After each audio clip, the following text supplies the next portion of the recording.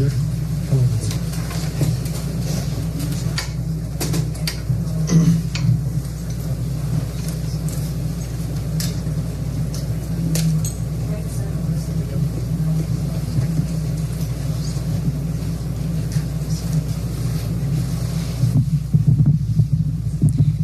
Good evening, everyone. Thank you for being here tonight. I want to start out by addressing the loss of life that we saw here in Minneapolis today.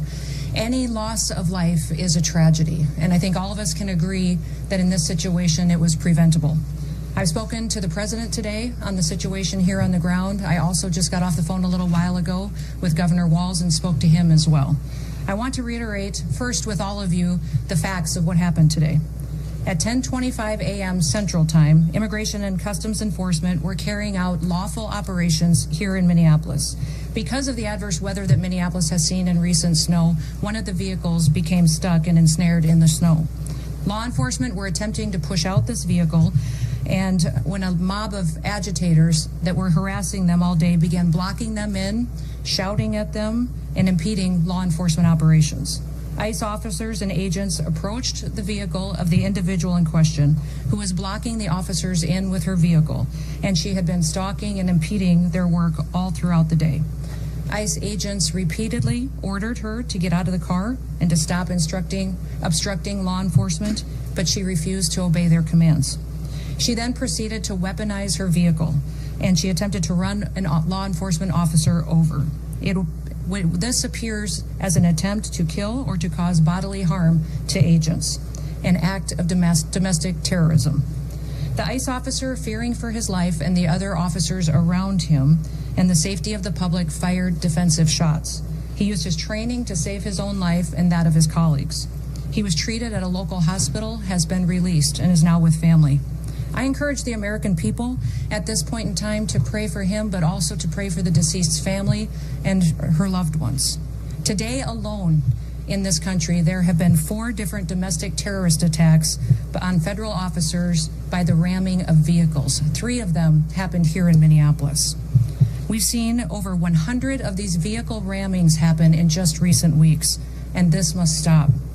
ICE alone is facing a 1,300% increase in assaults against them and an 8,000% increase in death threats against all of them. In fact, the very same officer who was attacked today had previously been dragged by an anti-ICE rioter who had rammed him with a car and drug him back in June. He sustained injuries at that time as well. And let me remind you why we're all here in this city today and why we've been here. In communities across this country and here in Minneapolis, we're just enforcing the laws that we have in this country. For years under President Biden, tens of millions of dangerous criminal illegal aliens, terrorists, and suspected terrorists were allowed to invade our country over our southern border. They were allowed to steal, to defraud, and to perpetuate violence against American citizens. Regardless of who your mayor or who your governor is, President Trump promised every single American that he would make America safe again. He promised every single American that he would work to protect them from dangerous criminals. Since Governor Walz has been in charge of Minnesota, we have seen homicides go up by over 50%. That's also during Mayor Frye's tenure as well. Since President Trump took office, Governor Walz has released over 470 violent criminals back onto the streets here in Minneapolis. He has another 680 of them still within his jurisdiction that he could give to us today to face the consequences for their crimes. Because Governor Walz and Mayor Frye refuse to protect Minnesotans and instead they protect these criminals, that's why we are here. And we didn't just show up yesterday, we've always been here. But we're surging operations because of the dangerous situation we see in this country and because we're no longer going to allow illegal criminals to damage and harm, to kill, to sexually abuse, to proliferate drugs, and to steal American taxpayers' dollars. This state has faced unprecedented immigration fraud. It's seen unprecedented benefit fraud. Individuals were allowed to come into this country and set up fake companies and fake nonprofits and divert billions of dollars away from American citizens and those vulnerable citizens who truly needed the services from those programs. This city has burned before, and your mayor and your governor let it happen. President Trump is not going to let that happen. He and our federal law enforcement officers are here to bring peace and to bring public safety and to ensure that criminal activity is stopped and that people who perpetuate it will face consequences. Since we have been here in recent weeks, we have arrested over 1,500 criminals off of the streets. Our law enforcement has arrested murderers, known and suspected terrorists, child pedophiles, and other brutal criminals that were protected here in this city. We should all work together to protect our citizens. We should all protect the men and the women and the families who live here in Minneapolis, who live in Minnesota, and live throughout this entire country. I want to thank you for being here, and I want to thank you for focusing on the important work that our federal officers do and make sure that we're focused on the priorities of this country, and that's making sure that we're keeping people safe. With that, I'll take any questions that you may have. Secretary Noem, Mayor Frey called the claims of self-defense BS. How do you respond to that? I say that he doesn't know what he's talking about. It's very clear that this individual was harassing and impeding law enforcement operations. Our officer followed his training, did exactly what he's been taught to do in that situation, and took actions to defend himself and defend his fellow law enforcement officers. Secretary, can you expand on the agent's injuries? The president said that he's lucky to be alive. The officer was hit by the vehicle. She hit him. He went to the hospital. A doctor did treat him. He has been released, but he's going to spend some time with his family. Can you clarify whether he was hit before or after the gunshots were fired? I can't, but the FBI will continue the investigation and release more facts when it's appropriate. Secretary, has the agent been relieved of his duty, or can you give us any other insight? No, we're following the standard protocol procedures we do in situations like this. When there's an officer-involved shooting, we make sure that we get the facts and that we are getting the statements from everybody involved and make sure that investigators are handling the decisions. Secretary Noem, have ICE operations paused because of what happened today? No, we're still out on the streets doing our work to get dangerous criminals off of the streets of Minneapolis. Can you tell us the insight into your conversation with the governor? You know, Tim and I have known each other for years. We served in Congress together. We both ran for governor the same year and have served as governor at the same times. So we were colleagues, and we discussed what happened here today. We have two very different viewpoints of it. I talked specifically about the fact that we have laws. They need to be enforced. He knows that I believe sanctuary policies have protected criminals and placed a priority of them over the citizens that live here, and he knows we'll continue to do our work, and I encouraged him to work with us. We've never had a cooperative arrangement with law enforcement here. Whenever we've done investigations, whenever we've done police work, when we've been doing what we can to bring people to justice for the crimes that they commit, we haven't had the cooperation of the state of Minnesota or the city police here under the mayor's direction. If you talk to any of these federal law enforcement officers, they'll say that when they call for backup in a situation, that it's hit and miss. They were grateful today that the police chief and local law enforcement showed up at the scene and helped secure it to make sure that nobody was harmed and that the FBI could do their work. But I would encourage them to work with us, that we could form a partnership that would make sure that individuals have the opportunity to have a safe Minneapolis. Secretary Noem, will body Over here. Will you stand behind the use of force, and will any of those use of force guidelines be altered or changed in the future? You know, it's clearly established law that a vehicle driven by a person and used to harm someone is a deadly weapon. Deadly force is perfectly lawful when a threat is faced by a weapon.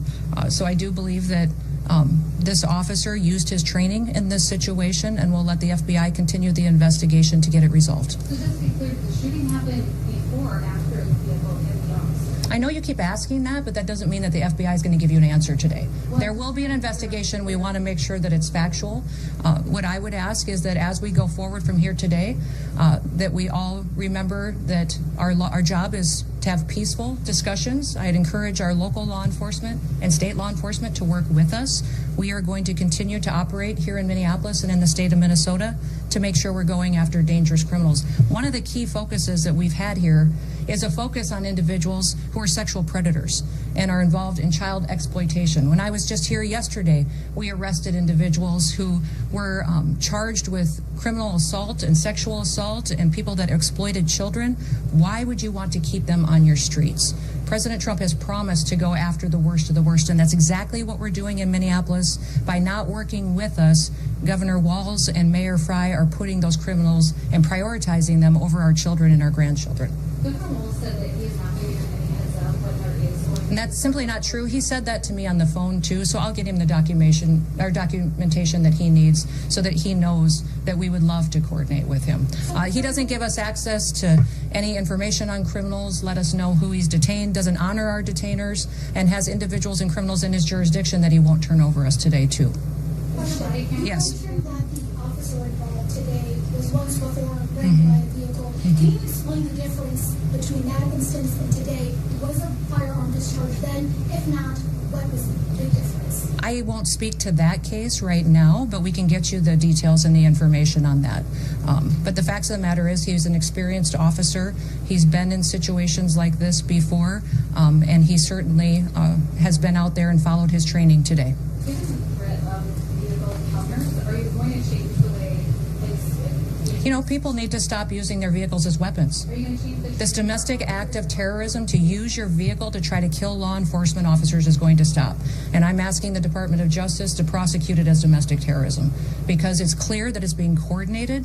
People are being trained and told how to use their vehicles to impede law enforcement operations and then to run over anybody who gets in their way while they go out there and try to disrupt peace and public safety. And Americans deserve better. Can you say why they were the investing? National Guard. Why the National That hasn't been a part of the discussion. I know Governor Walz mentioned some of that earlier in his press conference, but we know we've got law enforcement officers here that will continue to work, and we're hopeful that the public recognizes that the work that we do every day makes America safe again. Can you get With insight that, into the operation that was happening at 34th and Portland? we had law enforcement officers that were out there doing an enforcement action, and a vehicle got stuck in the snow, and so they had called for other people to come and help them get that vehicle out. Those officers were trying to free the vehicle when the harassment started, when the protesters were out there impeding their vehicles and preventing them from leaving the scene. Was it at a particular home or business in that intersection? I won't speak to that. Can you speak to the crime that person maybe committed that you were going after? A woman in Minneapolis is dead after an ICE-involved shooting. These are live pictures from Minneapolis. There are videos, as we speak, going around social media showing what happened earlier today between protesters and ICE. We're now going to bring in Lynette Renee Grandel and Venus DeMars. Lynette was a direct witness of today's shooting. Venus witnessed the aftermath.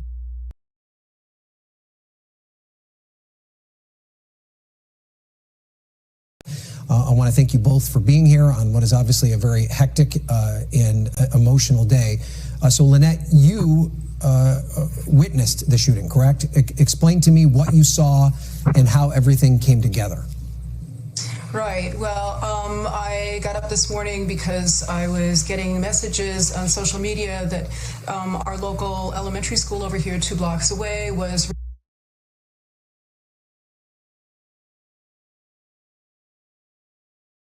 requesting observers to be there while the children were arriving for school on buses because ICE had been patrolling around there quite heavily today, and there was concern that that they would abduct parents who were dropping off their children or making sure their children got safely to school.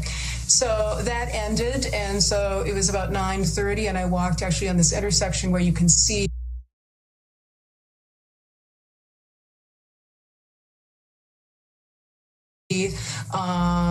towards that intersection, and I was going to go home, and a guy in a car drove by me and another friend who were walking along there, and he said, "Oh, ICE is right there around the corner in the 3300 block of Portland Avenue." So I thought, oh, I better see what's happening there. I have my video with my phone camera. I should observe there.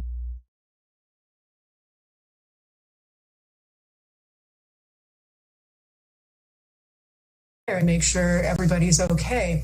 So I walked around the corner, and there were a lot of ICE vehicles stopped in the middle of the street, not quite where you see it would be north to the right of what you're looking at right now. And I was also surprised there was one vehicle, you're looking at it now, that was sort of askew in the lane. And I wasn't sure what was going on with that. I didn't see any ICE vehicles or ICE officers in front of it. It seemed that all the activity was pretty far behind it. Vehicles and ICE officers on foot on both sides of the street. And I was thinking, oh, they must be targeting a house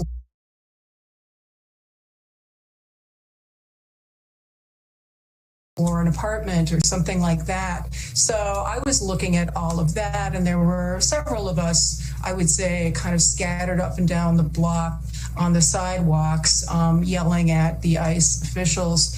And then shortly after I passed this vehicle, I would say less than 60 seconds after I passed her, I heard these 3 pops, shot, shot, shot, pop, pop, pop. And I knew it was gunfire, and it was pop, pop, pop. And then almost immediately the crash of her hitting that parked car, you can kind of see up there.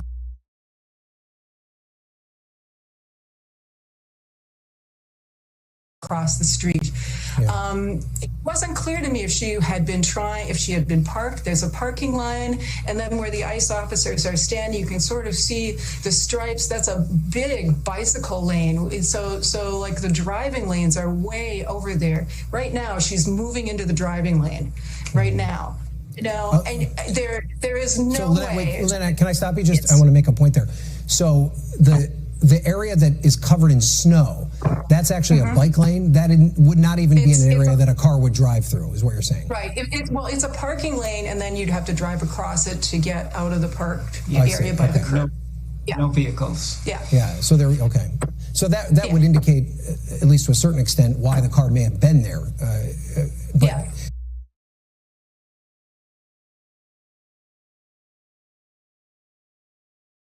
But as you said, so when you approached, the car was kind of in that spot. We see it at the beginning. It was kind of almost in the driving lane, but still in that bike lane to a certain extent. Could you tell at that point, was there any sort of conflict? Were ICE agents yelling at the driver? Was the driver yelling back? Did you see any sense of that? Yeah. People were blowing their whistles at the ICE agents. The ICE agents were getting out of vehicles possibly and walking they were walking in that direction, but I did not realize they might be walking towards that vehicle. And ICE-related shooting. This now, the first time that we're really hearing some more details from law enforcement. Yeah, we know that the call was made maybe about 10 o'clock this morning, so just about 3 hours or so ago. In that press conference, we did get some more information about this woman who was, we know, at this point shot and killed by ICE agents. We have learned that she is a 37-year-old white woman. She appeared to be in the vehicle alone, is what the police chief said. But the spouse has made it to the hospital. But we probably should take you back just a little bit about just some of the chain of events that have happened now that we have some of that information confirmed. And interestingly, we really still haven't learned what the initial call was, why ICE was there in the first place, who they may have been looking for. But we know that while ICE agents were there, according to Mayor Fry, there were about a dozen or so plus agents there, and that, you know, we've seen, there's some video out there. We're actually going to be showing it to you here shortly so you can see for yourself. But in the course of, of them looking for somebody, people started to gather, crowd started to gather, more law enforcement shows up.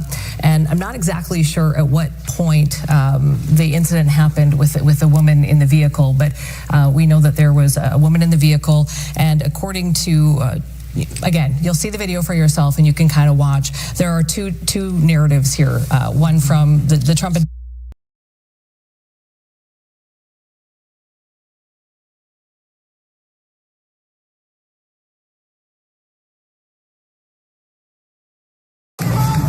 Get the fuck out of our neighborhood! Now talk.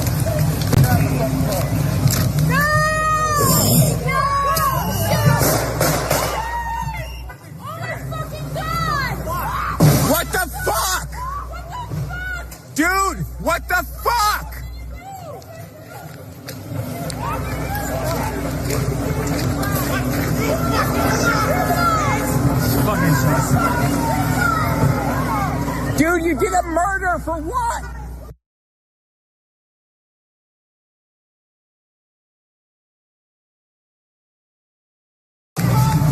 Get the fuck out of our neighborhood.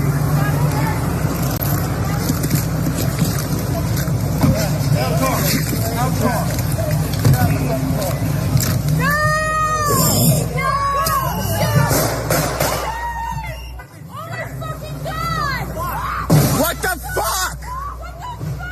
Dude, what the fuck?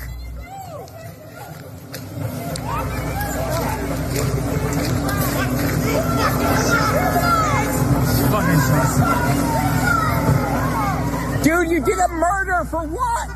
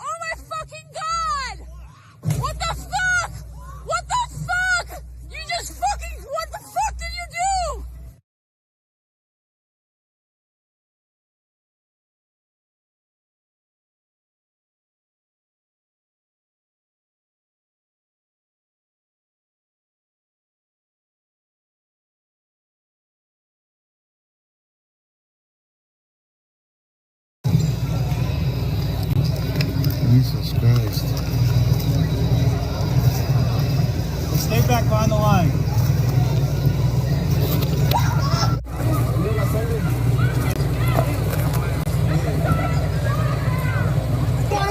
No! Just back up! Just back up! We are on the camera. We ran back. Guys, you're in the middle of a crime scene. We all pass these spaces. Come on, show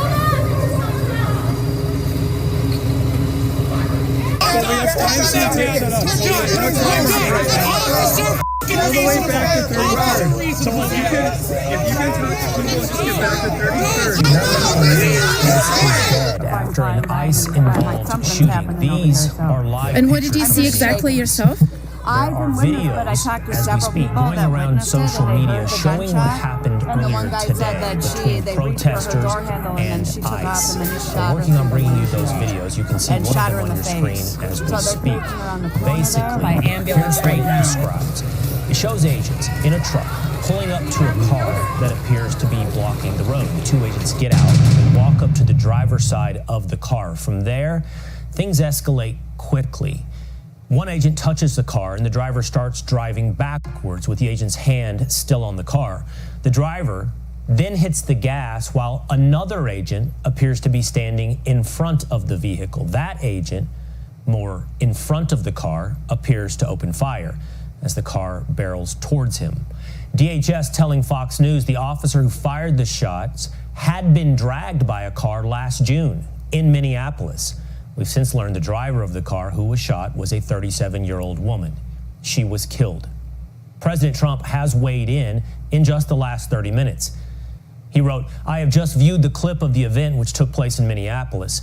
It is a horrible thing to watch. The woman screaming was obviously a professional agitator, and the woman driving the car was very disorderly, obstructing and resisting, who then violently, willfully, and viciously ran over the ICE officer who seems to have shot her in self-defense. It is hard to believe he is alive, but is now recovering in the hospital. The situation is being studied in its entirety. But the reason these incidents are happening is because the radical left is threatening, assaulting, and targeting our law enforcement officers and ICE agents on a daily basis. They are just trying to do the job of making America safe. We need to stand by and protect our law enforcement officers from this radical left movement of violence and hate." Now, not long after the incident, just a few hours ago, we saw chaos already beginning between law enforcement and rioters on the streets of Minneapolis. Watch.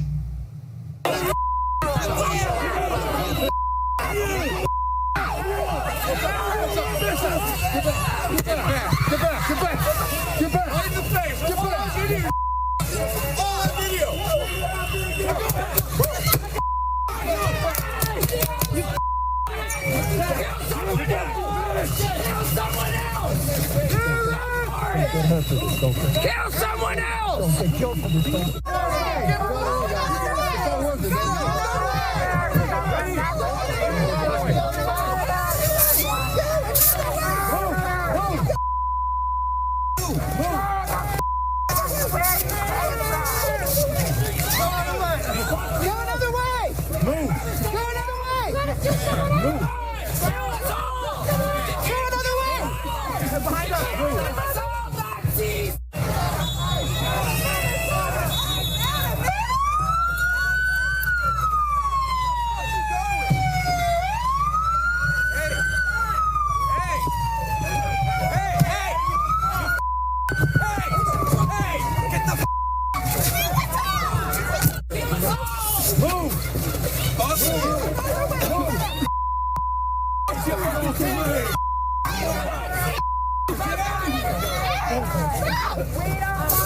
Get out of the way! Get out!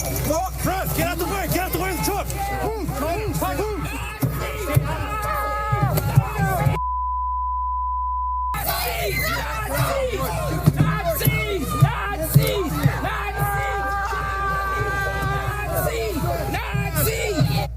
Tense in a city that not even 6 years ago was destroyed by political tension, by lawlessness. What they are doing is causing chaos and distrust. They're ripping families apart. They're sowing chaos on our streets. And in this case, quite literally killing people.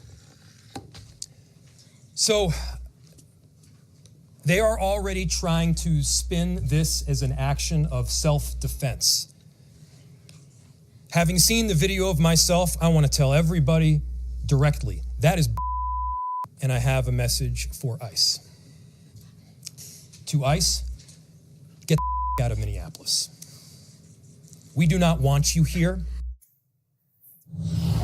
So let's go right to Mike Tobin. He is standing by there in Minneapolis. Mike, what's the latest?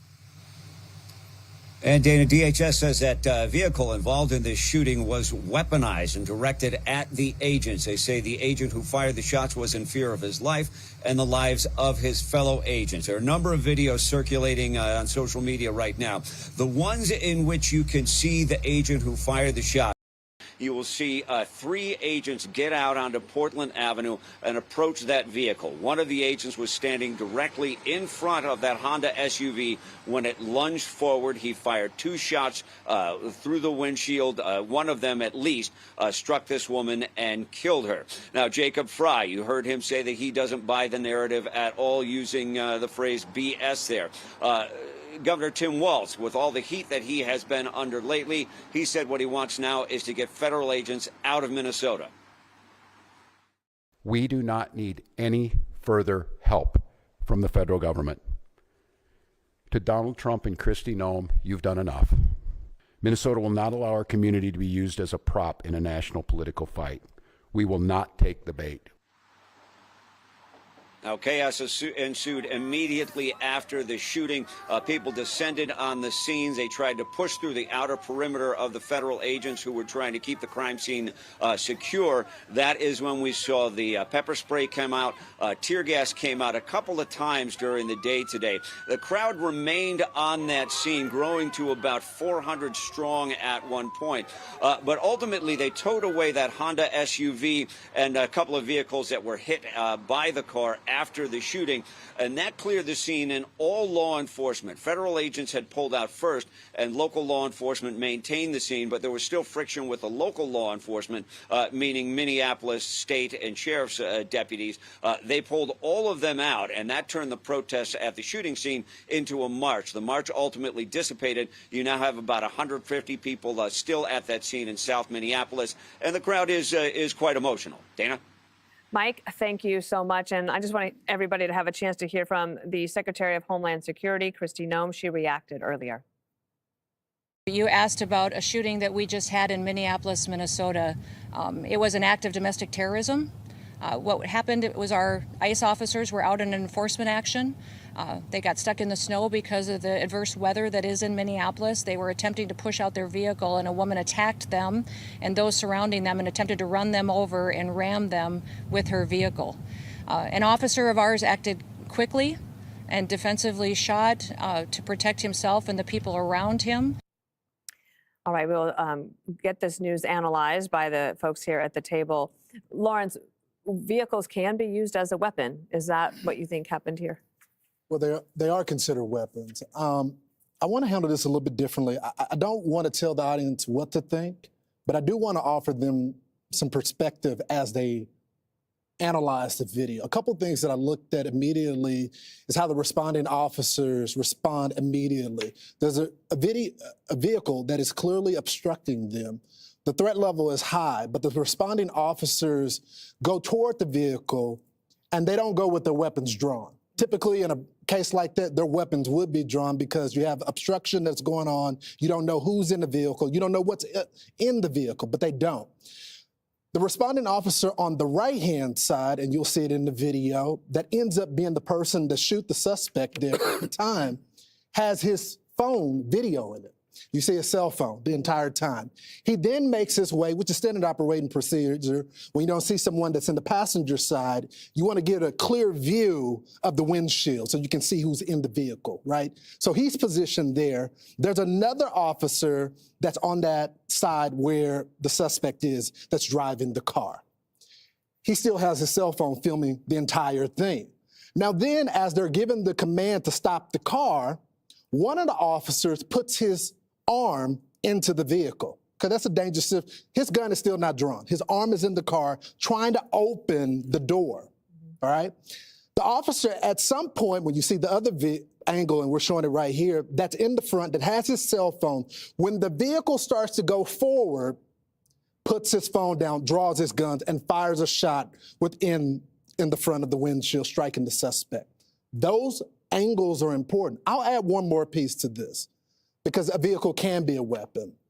I'm learning from my sources within the department, both in the White House as well in ICE. The officer that shot the shot has been drugged before. Now, John Roberts has this reporting, as well as my sources have confirmed it. Now, there could be body cam that says this is not true. They could say that these sources are wrong. But right now, based on the evidence that we have right now that is available to everyone, it looks like a clean shoot. Mm-hmm. Emily, I want to just play for you from Governor Walz. He's been in the news a lot lately, and for other reasons, which we might get to a little bit later, on the fraud there in Minneapolis and the welfare fraud. But he also came out in front of the cameras today, talked about the shooting.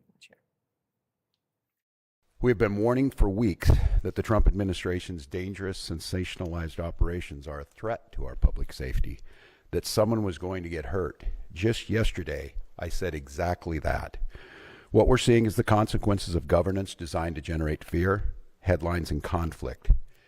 It's governing by reality TV. And today that recklessness cost someone their life. Any thoughts here on the legalities or on those comments? Right. Well, first of all, him mentioning reality TV and recklessness, those are his comments. And he's the one that is theatrical and dynamic on stages, calling President Trump ICE agents, Gestapo, and Nazis. So we can get to that a little bit later as well, because I do want to focus on the legalities for a second. So for those that on the left that have been jumping to conclusions that this is murder and it wasn't self-defense, including the mayor, which is so, speaking of reckless, absolutely worthless and such a rotten form of leadership to come out of the gate and say it was not self-defense. But here's the standard that officers abide by. First of all, if the officer reasonably believes that the suspect poses an imminent threat, not just of actual deadly injury, but of serious imminent injury, then that can be justified in shooting. And the factors, including just last year by the Supreme Court, involve the totality of circumstances. So let's look at the totality of circumstances here. First of all, they clearly said on multiple angles of those videos, you can hear them saying, get out of the car.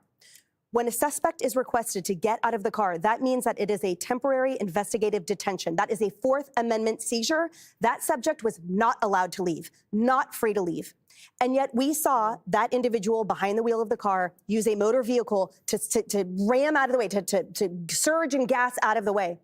Well, you talked about it being used as a weapon. Motor vehicles accounted for 1/3 of officer deaths in the last decade. Wow. And it spiked even more than that in the last year. So absolutely right that it poses an extreme risk to their safety. And when we talk about the rhetoric, as the no self-defense and the ICE agents are Gestapo and the like, that too feeds into the totality of the circumstances. When this officer reasonably believes that they are in fear of imminent injury, serious injury or death. And furthermore, that standard also accounts for potential injury or of risk of injury to bystanders. So while fleeing isn't enough, fleeing in a deadly weapon with bystanders and other officers everywhere, including that one that I saw on the thing sort of limping, because I think that did pull the trigger, that clearly made contact with that vehicle, well, then that shows you all you need to know. Click here to subscribe to the Fox News YouTube page to catch our hottest interviews and most compelling analysis. You won't get it anywhere else. Got stuck in the snow, and so they had called for other people to come and help them get that vehicle out. Those officers were trying to free the vehicle when the harassment started, when the protesters were out there impeding their vehicles and preventing them from leaving the scene. Was it at a particular home or business in that intersection? I won't speak to that. Can you speak to the crime that person may be committed that you were going after? And you mentioned sexual crime. Okay. Will body camera footage be released? I will let the FBI decide. Were they on target today when they were in that neighborhood? They were returning back to headquarters, I believe, to start a new operation, had just completed one. Was it a nice Well, thank you. What's that? Was it a nice vehicle that had? I was one of the vehicles that ICE officers were using. But remember, when we operate in a task force model. So we have other federal agencies that work with us, and we're very grateful for that. We have CBP officers, the FBI, DEA, ATF, all of those all work with us every day in a task force model, and we appreciate it. We'd love to have the state police, and we'd also love to have the Minneapolis police chief and his team be alongside of us while we're out there doing those enforcement operations. With that, we'll get you more information as it is revealed, but thank you and everybody.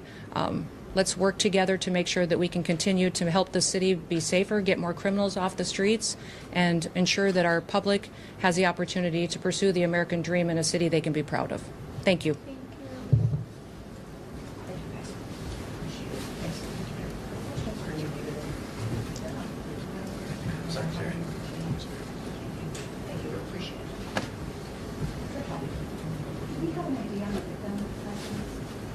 As far as name, I'm not going to get ahead of it.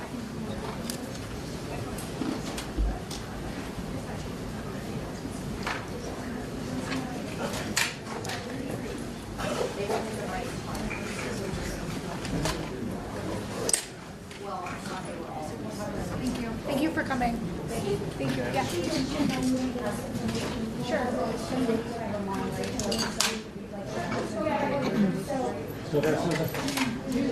Is there anybody that is not doing a live shot? Is there anybody that is not staying for a live shot? You're not, okay? Okay, I'll get you guys your escorts. 1 second, okay?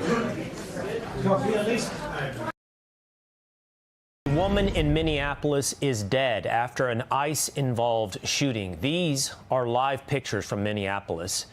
There are videos, as we speak, going around social media showing what happened earlier today between protesters and ICE. We're working on bringing you those videos. You can see one of them on your screen as we speak.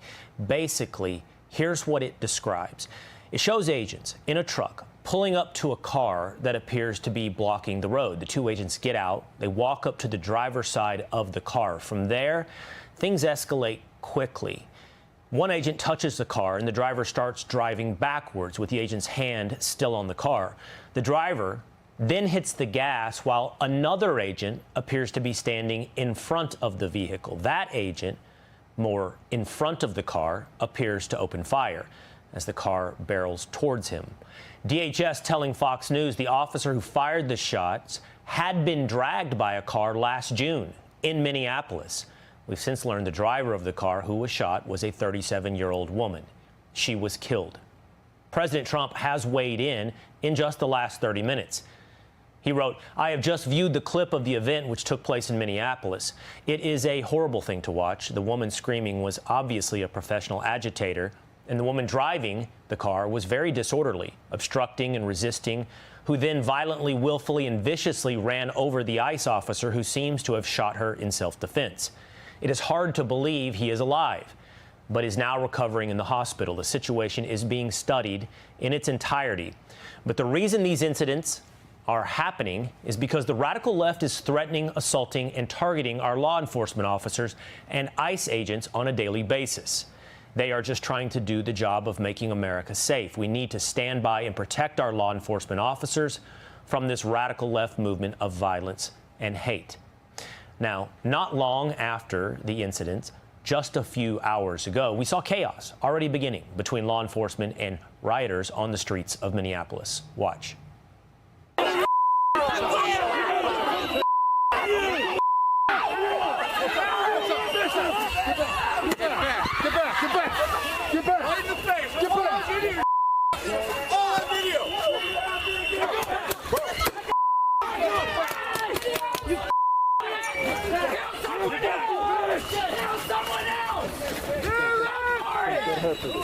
Kill someone else! Don't get killed for this. It's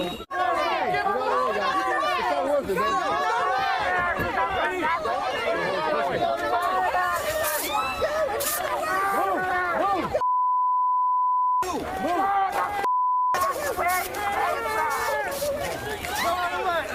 Go another way! Move!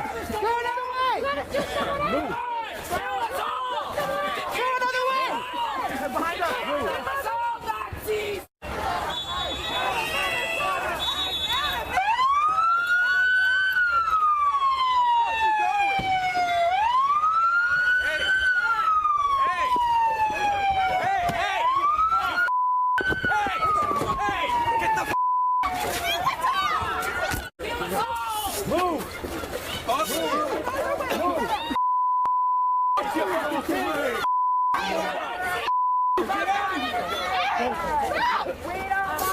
Get out of the way! Get out! No, Chris, get out the way! Get out the way of the truck!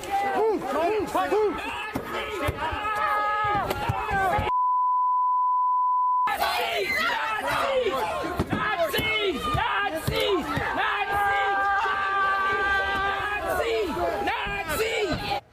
Tense in a city that not even 6 years ago was destroyed by political tension, by lawlessness, by agitators. And on that note, not long after that moment you saw on your screen, Minneapolis Mayor Jacob Frey held a news conference where he basically begged for this to be 2026 George Floyd. I have a message for ICE. To ICE, get the out of Minneapolis. We do not want you here. Your stated reason for being in this city is to create some kind of safety, and you are doing exactly the opposite. Trust me, I have a lot to say about Mayor Jacob Frey and how he's handling what's happening in Minneapolis. We're going to get to that in just a moment. But just in the last few minutes, Democrat Minnesota Governor Tim Walz also found a podium. I have a very simple message. We do not need any further help from the federal government. To Donald Trump and Kristi Noem, you've done enough. There's nothing more important than Minnesotan safety. I've issued a warning order to prepare the Minnesota National Guard.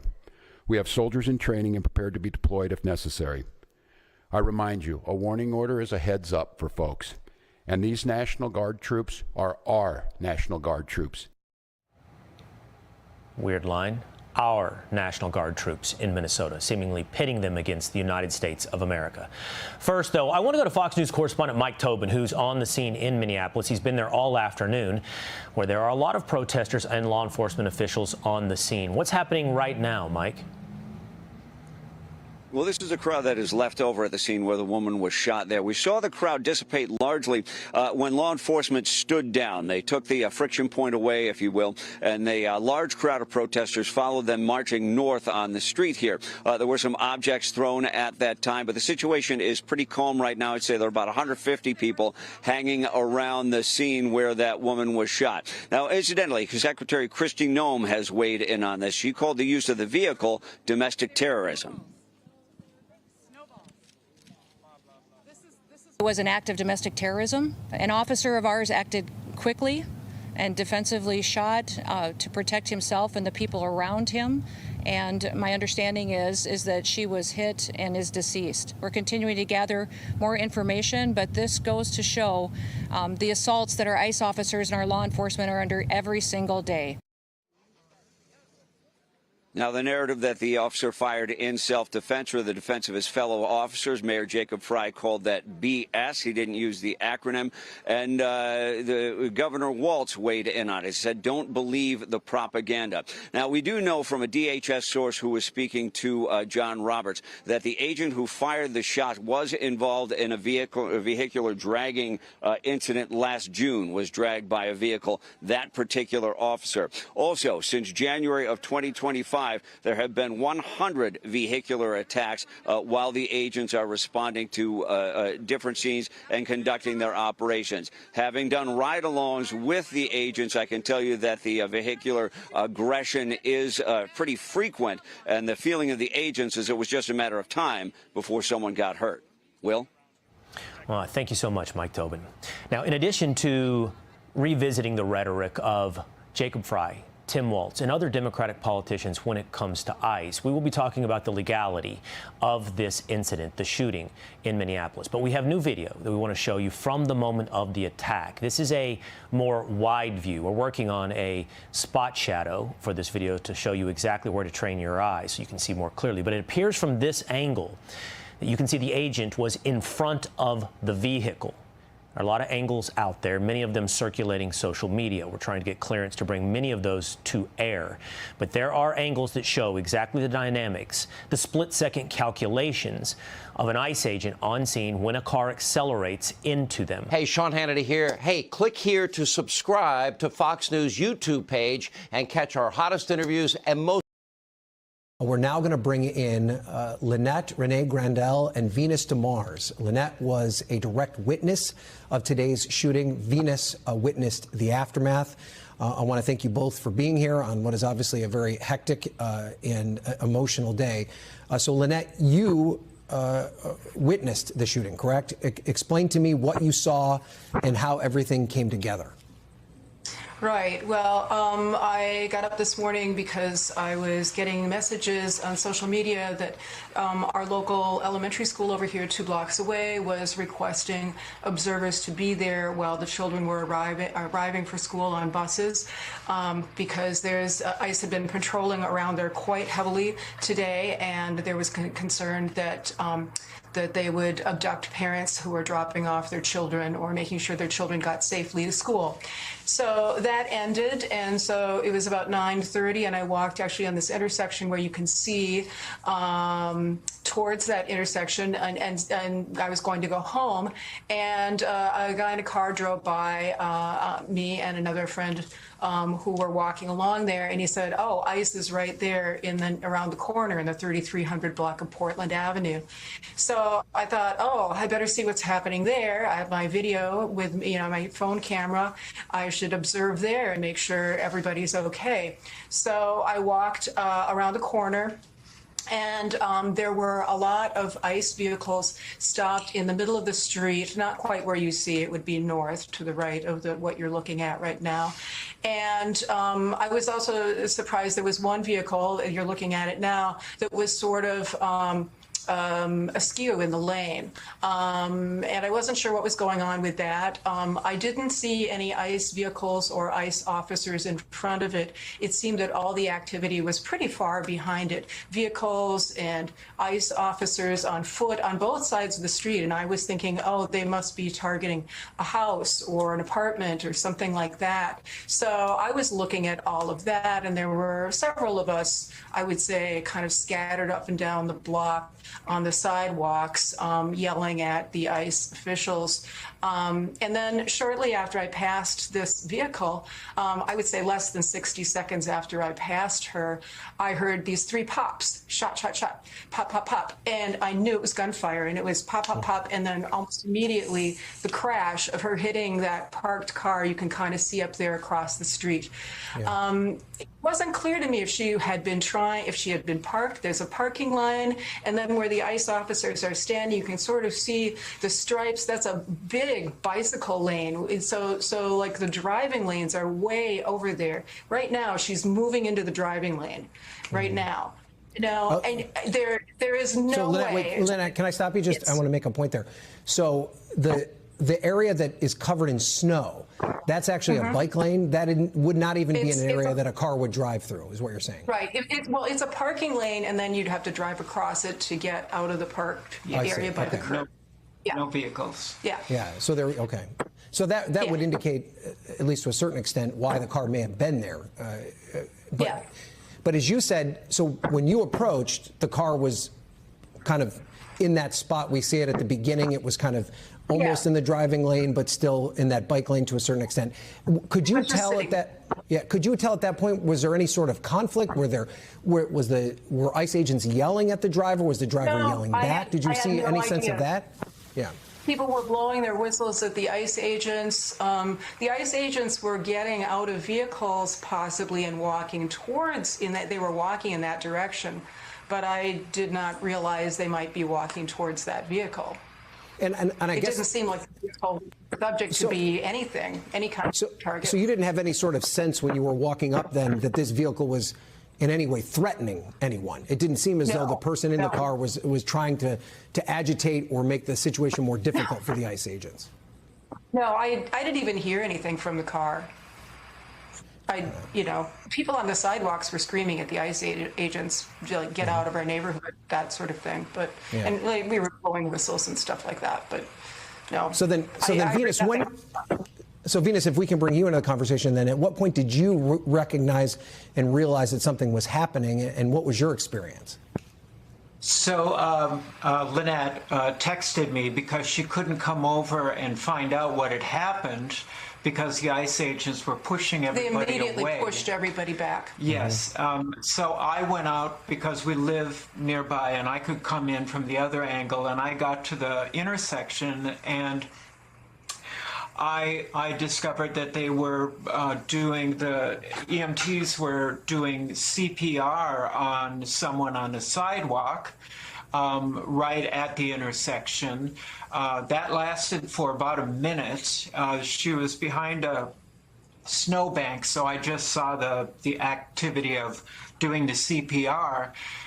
The ambulances couldn't get there because there was so much traffic. The ICE vehicles it's a one-way going south. The ICE vehicles had the complete block north of her, behind her, blocked. So when they finally did get over there, I watched as they got whoever they were doing the CPR on onto a stretcher, and then put her into the ambulance and drove away. But there was no rush, there was no sirens. I already knew she hadn't made it. It was just devastating to watch, and I was just across the street from it. And so you both live in this neighborhood, correct? Is that right? Yes. Yeah. So do you recognize the car? Would you have known the woman that was in the car? Or no, do you have any? We don't know her. Right. Okay. At this point, we don't know that we know her. I mean, I didn't recognize the car. It's it's a busy neighborhood. Portland Avenue is a busy street. It's one of the arteries going south of downtown, especially in the second half of the day. It's a busy street. I'm interested in something else you said, Lynette, because we've all seen the aftermath. We see the actual incident and the aftermath, and it seemed as though this was a pretty chaotic scene for quite a period of time. But the way you describe it is, as you were walking up, you didn't even realize that there was something going on. I mean, you knew there were ICE agents in the area because of the community group that you have and the situation at your elementary school. Did it really not get that chaotic until the car started pulling out, or was there a sense of tension even before that moment from your viewpoint of it? It didn't get chaotic until the shots were fired. Right. It was. I mean, I was able to cross the street. I'd started crossing the street to get to the other side to see if something was going on over on that side, because I couldn't see much of anything on the even side of the street. And so I was able to cross because the traffic was stopped. ICE agents were all around. Nobody was preventing me from doing anything. It wasn't until I was still in the street, maybe halfway across it, and I heard the shots behind me. And that's when things got bad. So I guess that also, I mean, you said you don't know this woman. The president of the United States has described her as a professional agitator. That's his language. But as far as you know, she wasn't even a part of this text group you had that was alerting people to ICE agents being in the area. Yeah, I have no idea where she was. No. There was, it did not look, didn't look like there was any blockade or any intentional trying to, I mean, it was just, we were trying to pay attention to there was a lot of activity in our neighborhood that we got alerted to since about 6:30 in the morning. And it's continuing. I mean, my social media is blowing up. This has not even stopped them. They are picking up people all over the place. Yeah. But there wasn't a big chaotic scene before the shooting. That's when it sparked. Yeah. And that's when people rushed out and asked. And there was not a lot of people out there. It didn't start turning into a protest or people trying to document until after that incident. When I was filming the CPR happening, there was still just a handful of us out there. It was not this big chaotic thing. It was just like maybe 25 of us out there, neighbors who came out. It was not a big chaotic scene. And did either of you at any point see a DHS or ICE vehicle that appeared to be stuck in the snow? I mean, I can't imagine you're Minnesotans, you know how to drive in snow.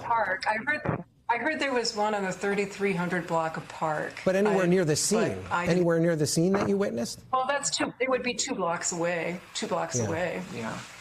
But nothing directly connected to the incident that you could tell. If they're stuck in the snow, people are going to stand and laugh at them and photograph them, but they're not in any danger. Yeah. Okay. All right. And then the last question I have for you guys just before we go is, how concerned are you now about the subsequent protests that could take place, especially given the fact that Minneapolis has already been through so much when it comes to those kind of protests? I'm not worried about a protest. What I'm worried about is the reaction from the government with what's the rhetoric already that we're hearing about this professional agitation and all of that. That's what I'm worried about. I am worried about that too, that they will bring in outside agitators. Actually, the protest community in the Twin Cities is pretty well organized, but it's a lot of the outsiders who come in who try to cause problems, and that, I believe, is what led to some of the burning on Lake Street. And we lived through that, but we were out with our neighbors in the alley, making sure that people didn't come through and burn down our garages and houses. But it wasn't. Well, I appreciate you both sharing your story. I'm sorry that you had to.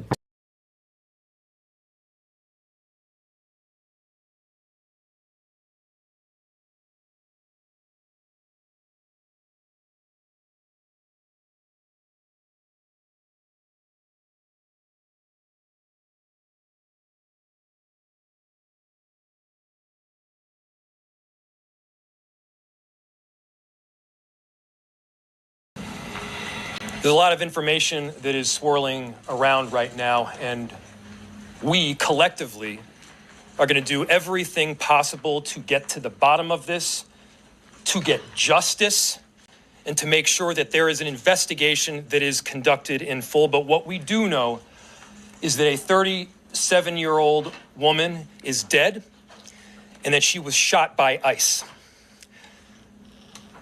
We've dreaded this moment since the early stages of this ICE presence in Minneapolis. Not only is this a concern that we've had internally, we've been talking about it. They are not here to cause safety in this city. What they are doing is not to provide safety in America. What they are doing is causing chaos and distrust. They're ripping families apart. They're sowing chaos on our streets. And in this case, quite literally killing people. So they are already trying to spin this as an action of self-defense. Having seen the video of myself, I want to tell everybody directly, that is bullshit. This was an agent recklessly using power that resulted in somebody dying, getting killed. As soon as it happened and we learned of the incident, we had several priorities. The first, of course, was to get the victim to the hospital and to get care as soon as possible. And to the family, I'm so deeply sorry. There's nothing that I can say right now that's going to make you or your relatives or the friends of the victim feel any better. There were, I believe, 2 Minneapolis police officers that responded and were in the ambulance on the way to the hospital. The second was to get ICE off of the scene. There were dozens, if not hundreds, of ICE and federal officers that were there at the time. Having them there was only causing more chaos. Having them there was only making a difficult situation even more problematic, and one that, yes, they created themselves. There's little I can say, again, that'll make this situation better, but I do have a message for our community, for our city, and I have a message for ICE. To ICE, get the out of Minneapolis. We do not want you here. Your stated reason for being in this city is to create some kind of safety, and you are doing exactly the opposite. People are being hurt. Families are being ripped apart. Long-term Minneapolis residents that have contributed so greatly to our city, to our culture, to our economy are being terrorized, and now somebody is dead. That's on you. And it's also on you to leave. It's on you to make sure that further damage, further loss of life and injury is not done. We're going to be working towards justice as quickly as we possibly can right now, and justice is what we've all got to get. Next, a message to our community. Look, we all know that the agenda of this Trump administration is to create chaos. Let us respond right now with our best versions of self. This is a moment where all of us in Minneapolis and beyond, we can rise to the occasion. We can show them who we are. We can show them the kind of courage, bravery, love, and compassion that makes Minneapolis, Minneapolis, and that makes America, America. We are better than a bunch of ICE agents being deployed to cities around the country and ripping apart families and communities. We're better than that. And so we are going to meet that hate with love. We are going to meet that despair with hope. We are going to meet that injustice with constitutional justice ourselves. And we're going to make sure that in this very difficult moment, we do not take the bait that these ICE agents are trying to create and that the federal government, to be clear, wants. They want us to respond in a way that creates a military occupation in our city. They want an excuse to come in and show the kind of force that will create more chaos and more despair. Let's not let them. Let's rise to this occasion. Let's show them something far more beautiful than the kind of division that they're trying to stoke. Let's show them unity of purpose, of love, and the courage of our conviction. Our conviction, to be clear, is rock solid, and it is for our neighbors, all of our neighbors. It's for people who have lived here for 80 years. It is for new immigrants who have made this city a better place. That's the kind of love that we're going to show up with right now. If you're angry, I get it. I am too. If you're feeling that kind of despair, it's understandable. Let's show them who we can be. Let's show up with peace. To march, to protest, to hug one another, to love all the way with peace. Do not give them what they want.